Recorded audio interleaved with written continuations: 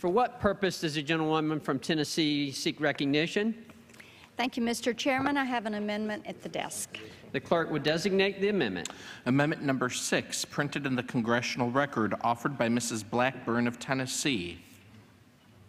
Pursuant to House Resolution 333, the gentlewoman from Tennessee and a member opposed each will control 5 minutes. The chair recognizes the gentlewoman from Tennessee. Thank you, Mr. Chairman. And I want to begin by thanking the committee for the excellent job that they have done under Chairman Calvert's leadership with bringing this appropriations bill in under budget. It is $3 billion below the President's request. It's still $30.17 billion in proposed funding in this bill. And I come before you today to offer an amendment that I regularly offer to these appropriations bills, which is a 1% across-the-board spending cut. Let's go in and let's take one more penny out of every dollar and use that to bolster the good work that our committee has done. You know, one of the things that I like about this bill is there's a 9% reduction in the EPA budget compared to last year. We all know we need to rein in the EPA. We're all for clean air, clean water, clean environment. We have different ways of getting there, and the burdensome regulations that are out there negatively impact our communities. But we know there is more work that we have to do on this $30 billion budget.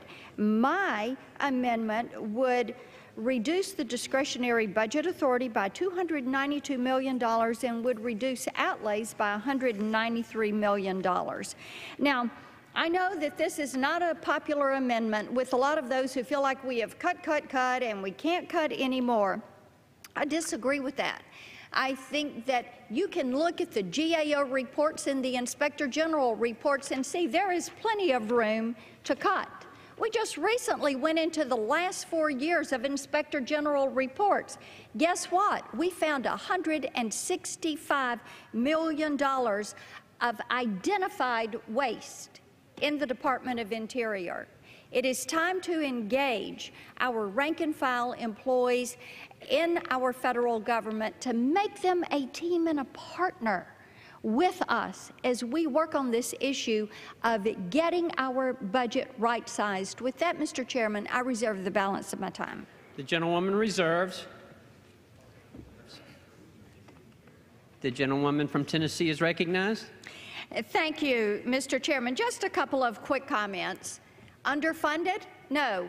We are overspent in this town. We have $18 trillion worth of debt, and it's time to get a handle on that. Moral obligations? How about the moral obligation to our children and grandchildren?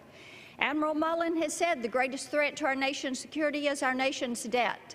Let's put the focus on our priorities, keeping our sovereignty and keeping our nation safe and secure. This is something we do for our children. It's something we can do for our national security. A penny on a dollar to get this spending under control. Our approach, guess what? State and local governments use this all the time. They can't go print money and run up debt. When I was in the state Senate in Tennessee, what did we do? We didn't go home until we balanced the budget because we had an obligation to get it done right the first time before we walked out the door. And I do hope that we will put attention on our entitlements, but that is no excuse for not addressing what is in front of us today. To not address what is in front of us today is to kick the can down the road. I've got a lot of constituents who aren't making and taking home as much as they were in 2005. They think we should reduce federal spending even more, reduce the federal workforce even more, because government is getting too expensive to afford. Let's engage federal employees in this process. It has worked for the states. It will work for the federal government. Let's get our fiscal house in order. A good place to start is right here with this amendment that would save another $193 million in outlays and $292 million in discretionary budget authority. With that, I yield back my time. The gentlewoman yields back. The gentleman